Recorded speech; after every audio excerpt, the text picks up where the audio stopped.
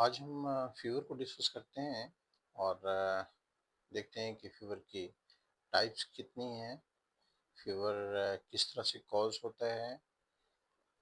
फिर हम ये देखते हैं कि फ़ीवर के लिए क्या-क्या डायग्नोस्टिक टेस्ट करवाए जाते हैं और फिर लास्ट में ये देखते हैं कि कौन-कौन सी होम्योपैथिक मेडिसिन्स हैं जो फ़ीवर के लिए यूज़ की जाती हैं। फ़ीवर एक्चुअली किस तरह से कॉज़ होता है और है क्या? बॉडी के टेम्परेचर के एलिवेट हो जाने को, बॉडी के टेम्परेचर के बढ़ जाने को, नॉर्मल से ज़्यादा हो जाने को फ़ीवर कहते हैं। अब ये फ़ीवर किस तरह से होता है? ये फ़ीवर जो है वो किसी इन्फेक्शन की वजह से भी हो सकता है, किसी बैक्टीरियल, वायरल, फंगल या पैरासाइटिक इन्फेक्शन की वजह से हो सकता है और ये फ़ीवर किसी भी प्रॉब्लम के साथ एसोसिएटेड भी हो सकता है।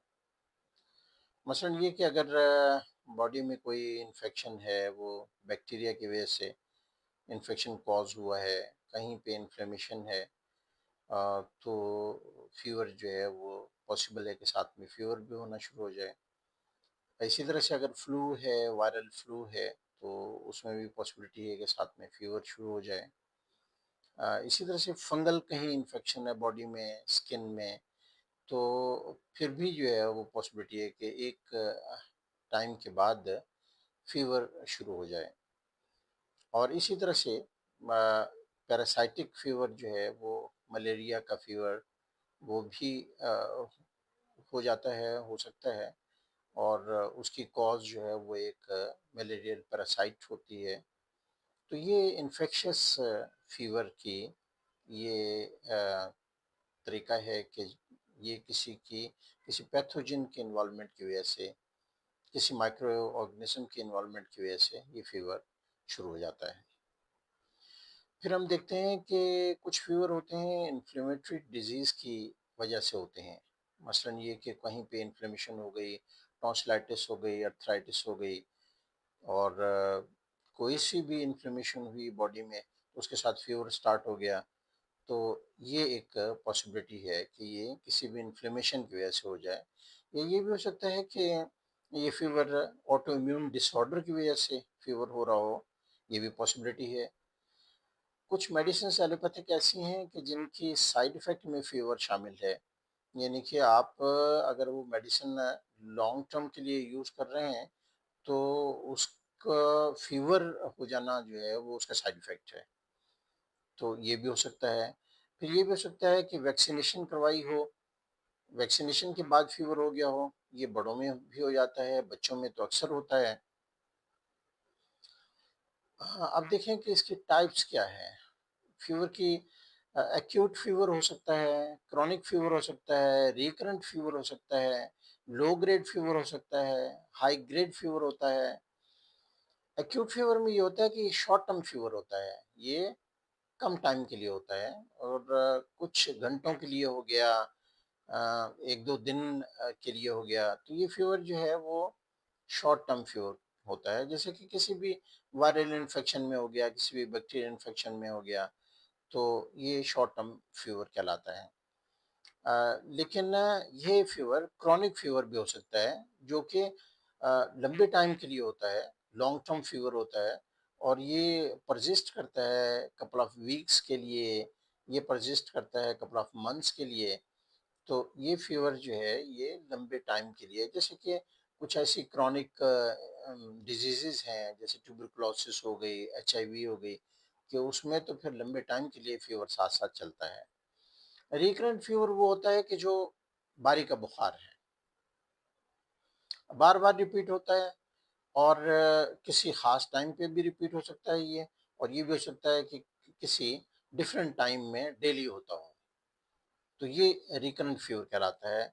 लो ग्रेड फ़ीवर जो 102 फ़ारेनहाइट से कम ग्रेड का फ़ीवर हो, उसको लो ग्रेड फ़ीवर कहते हैं और जो 102 से ज़्यादा का फ़ीवर हो, वो हाई ग्रेड फ़ीवर कहलाता है।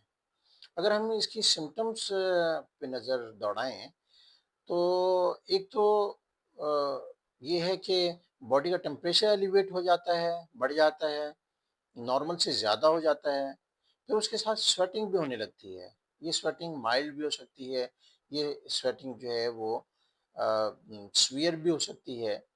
तो ये पर्स्पायरेशन जो है ये पॉसिबल है कि फ़ीवर के साथ-साथ पर्स्पायरेशन भी हो। चिल्स भी हो सकते हैं, शिवरिंग हो सकती है कि पेशेंट कँपकँपाना शुरू कर दे, उसमें जो है उसे ठंड महसूस होना शुरू हो जाए।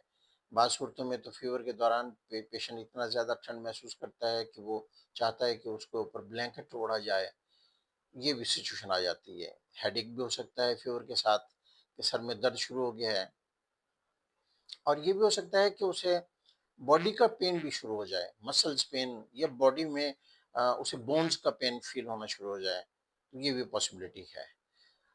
अगर देखा जाए तो चूँकि फ़ीवर के साथ गैस्ट्रोइंटेस्टाइनल ट्रैक्ट भी डिस्टर्ब हो जाता है, तो फ़ीवर के साथ लॉस ऑफ एपेटाइट के चांसेस भी होते हैं कि एनोरेक्सिया हो और पेशेंट जो है वो खाना-पीना कम या बंद कर दे, ये भी पॉसिबिलिटी है।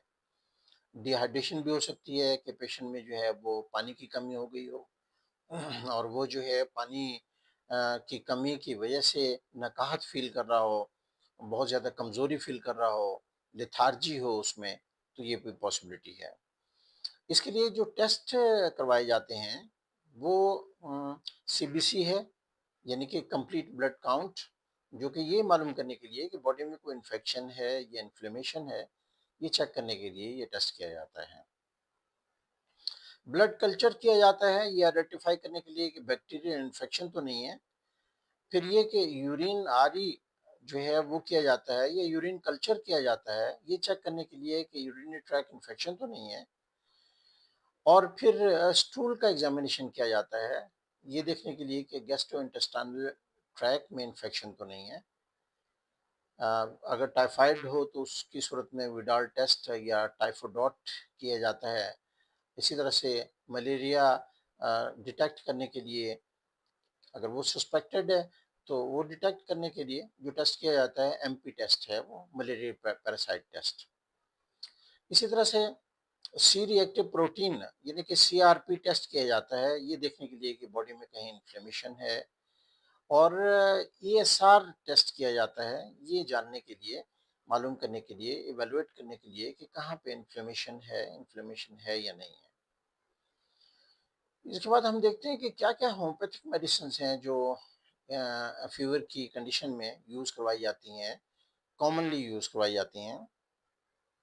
एकोनाइट एक ऐसी मेडिसिन है कि जिसे फ़ौरन यानी कि ऑनसेट ऑफ फ़ीवर के ऊपर अगर यूज़ करवाया जाए, तो ये बेस्ट मेडिसिन है और इसके बेस्ट रिज़ल्ट्स मिलते हैं। फ़ौरी तौर पे पेशेंट में रिकवरी आ जाती है। इसकी सिम्पटम्स अगर दूसरी देखी जाएँ तो उसमें रेस्टलेसनेस, एंग्ज़ायटी ये होती है। इसी तरह से आर्सेनिकम एल्बम के पेशेंट में भी एंग्ज़ायटी और रेस्टलेसनेस होती है, लेकिन वो वाटर सिप्स जो है वो डिमांड कर रहा होता है और पानी के जो है वो सिप्स में घूँट-घूँट पानी जो है वो पी रहा होता है। फेरम फास्फोरिकम ये एक ऐसी मेडिसिन है कि जो ऐसे फ़ीवर में दी जाती है कि जहाँ ऑनसेट ग्रेजुअल हो और कंजेशन भी मौजूद हो, तो ऐसी सूरत में फेरमफॉस बेस्ट मेडिसिन है और वो फौरी तौर पर रिलीफ पहुंचाती है। ब्रानिया एल्बा ऐसे फीवर में दी जाती है जहाँ पे साथ में ड्राई कफ भी हो, थर्स्ट भी हो, इरिटेबिलिटी भी हो, तो ऐसे पेशेंट को ब्रानिया एल्बा यूज़ करवाई जाती है और उसके फौरी फौरी रिलीफ पेशेंट को मिलता है। इसी तरह से यूपिटोरियम पफ एक मेडिसिन है कि जो अगर इंटेंस बॉडी पेन हो और लिम्स में हो, बैक में पेन हो, बॉडी में मस्कुलर पेन हो या बोन्स का पेन हो और साथ में फीवर हो और चिलीनेस हो, शिवरिंग वगैरह हो, तो फिर यूपिटोरियम पफ जो है ना वो यूज़ करवाई जाती है। जेलसीमियम मेडिसिन है कि जो फीवर में दी जाती है, उसमें भी चिल्स होती हैं, ट्रेमलिंग होती है, लेकिन उसमें ड्राउज़ीनेस बहुत ज़्यादा होती है, डलनेस बहुत ज़्यादा होती है। तो ये होम्योपैथिक मेडिसिन्स हैं जो फीवर के लिए यूज़ करवाई जाती हैं।